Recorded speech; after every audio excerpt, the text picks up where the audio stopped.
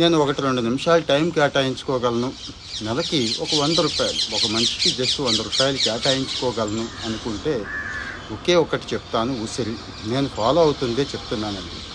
అది జ్యూస్ రూపంలో తీసుకుంటారా, టీ రూపంలో తీసుకుంటారా, లేకపోతే పికిల్ రూపంలో తీసుకుంటారా, మీ ఇష్టం. ఇండియన్ గాస్బెర్రీ అంటారు, మన భారతదేశానికి ప్రత్యేకమైనదండి. ఈ కార్తీక మాసంలో ఆ చెట్టు కిందే భోజనాలు చేయమని, ఆ చెట్టును అంత పవిత్రంగా ఎందుకు చూస్తానంటే, చెట్టు కింద చేస్తేనే, కూర్చుంటేనే అంత మంచి జరుగుద్ది.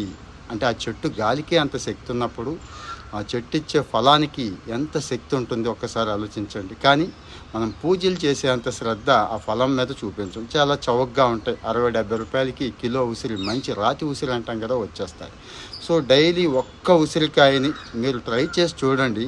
ఒక్క నెల రోజుల్లో మీ ఇమ్యూనిటీ సూపర్గా ఇంప్రూవ్ అవ్వకపోతే చెప్పండి.